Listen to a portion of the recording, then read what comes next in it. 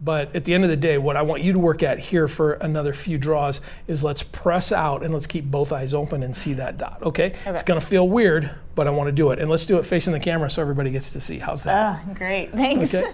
Palm pepper spray has recently reformulated for even more effect when you bless the deserving with the hot sauce.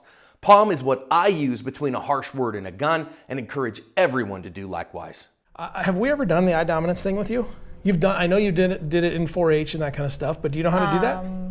Yeah, I know how to do it, but I haven't done it in a while. Well, which one? Well, let's find out. Okay. All right, so let me give you this. So for eye dominance, tell everybody what we do. Do you remember? It's probably been a while. So you put your hands in a triangle like this. And then you look at a target, and I'm gonna give you, so look at the cap of this target. Okay. And then just keep both eyes open and pull it back. Always seeing it, always seeing it, always seeing it. Oh, so you're right eye dominant. Yeah. So it's the eye that comes back to that is the dominant eye. Now if I do that, it's gonna come back to my left eye. Okay. So what I do is I do a squint, and I don't always have to, I don't have to do a physical squint most of the time. Now I'll do a physical squint when I'm doing a 25-yard shot. I will. And you guys can butcher me over that if you want, but ultimately I'll get my hit at 25 yards, right? But I can mentally make my eye squint and move that over to my dominant eye just because of years and years and years and hundreds of thousands of trigger presses doing this. I don't expect everybody to do that. So John is left eye dominant and he shoots a pistol left-handed where he's a righty. So some people do that too. That's also an option. But at the end of the day, what I want you to work at here for another few draws is let's press out and let's keep both eyes open and see that dot, okay? It's gonna feel weird, but I wanna do it. And let's do it facing the camera so everybody gets to see. How's that? Oh, great, thanks. Okay, so now we've got, let's just pick a spot on that wall and just press out. Okay. Keep both eyes open. It's so hard to keep both eyes open. And that's why I'm standing on this side so I can see your eye. It's gonna be hard, but just it's gonna be awkward, but we're just starting this process. This isn't something that has to be perfect like that. Okay. Go ahead. See the dot? Yeah. Okay, so now stop right there. Let's take the draw out of it. Let's just come back to that high compressed ready. So back to here, yep. And then just push it up and see your sights, pull the trigger. Weird, right? Weird, Keep going. No, just give me about 10 of those. Now come back. Press up. Come back.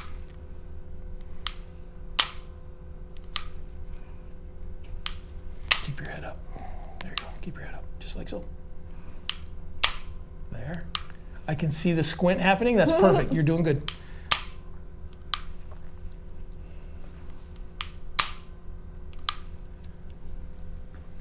Okay, freeze right there. What are you looking at? The dot. Okay. So are you? So that's my question is: are you dot focused or are you target focused? Dot focused. Okay. So what I want you to do is figure out where your target is out there, and we're shooting at a blank wall over here. So we're kind of improving this whole deal. This is part of the lesson. But what I want you to do is stay focused on that and let the dot come to it. Okay. Okay. Go ahead. That's Weird again. Right? Yeah. So now, go ahead and holster up. Now that we've done it for the camera and people have seen that you can shoot, you can pull the trigger with both eyes open. Although it feels really weird, let's turn around and do it on our target now. Okay. Okay. Now you can stay focused on that blue dot out there, keep the focal plane out there and let the dot come to that. Okay. And we're looking for acceptable hits. We're not looking for bullseyes here. Right. Okay. Okay. So go ahead.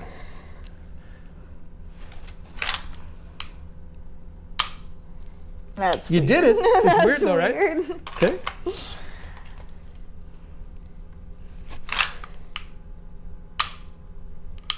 Good. It's hard to find the dot with that. I need better muscle memory for the red dot because I'm still pretty new to it. Yep. I've been shooting my mixed league drills with it, which has been interesting competing with it before you practice with it, but Yeah, sometimes. that one felt good. Now your mixed league stuff doesn't have a ton of time or anything in it, does it? It's mostly accuracy shooting with Mostly a little bit of accuracy. time for some stress there. Yeah. One or two, yeah. Yep. This summer, I think we'll go do some of the USPSA stuff here in town, because I know there's there's some stuff that they do here, but and we can see what some real competition guys are. And at some point, we're going to go hang out with Tim Herron, and then he's going to make us look foolish. Oh, I rocked that time. That one was good. Yep. I'm getting the 2 eyes open thing, but now I'm getting my rock back. Yep.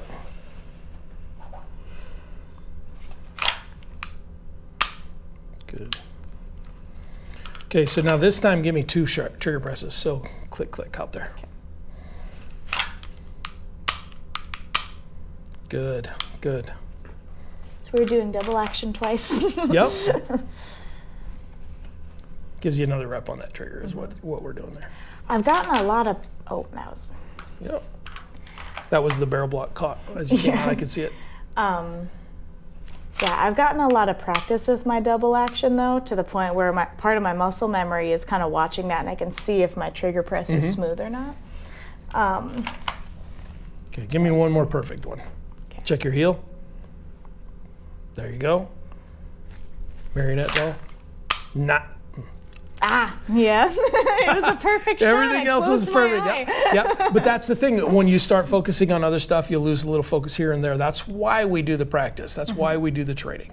Okay, go ahead. There. Now, I think by the look on your face, you did the whole squint thing inside your head, didn't you? Are you doing that? Because it looks like you're shifting that focus over, which is kind of what I'm doing too. So, yeah. All right. So let's break this down just a little bit for this week. I know we didn't do a whole lot of shooting, and everybody likes to see the monkey do shooting, but we've got to learn some of this stuff, and it's a process. Yeah. And we can't really get ahead of ourselves in some of this stuff, is we need to work through the process. How did it feel, first off, focusing above that target? What's the first thing that your brain tells you to do when you're pressing that gun out? Is it feeling okay? The offset is weird.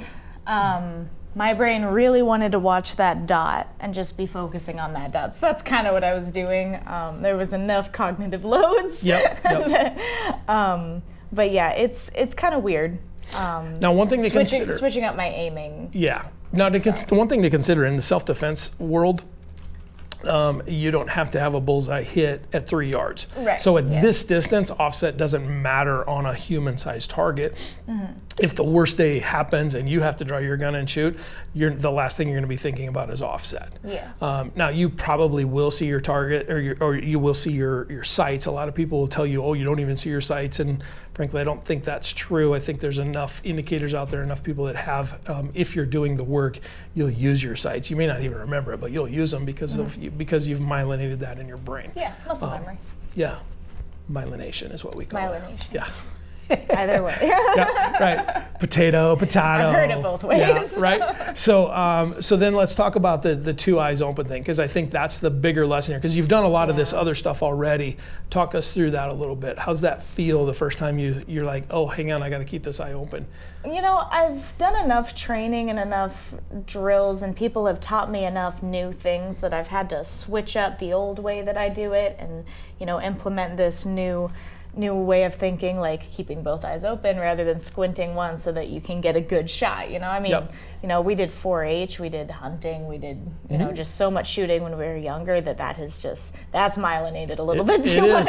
It really so is. It's kind of, it's weird to switch it up, but I'm pretty used to switching it up, and I think that's going to be not easy to switch to, but I should probably start working on it. Now, to be fair, I don't care if people shoot with one eye open or both eyes open. To me, there's not that much consequence. Now, people will say that with both eyes open, you have this much more peripheral vision, and you can see threats coming from other places, blah, blah, blah, blah, blah, blah, blah.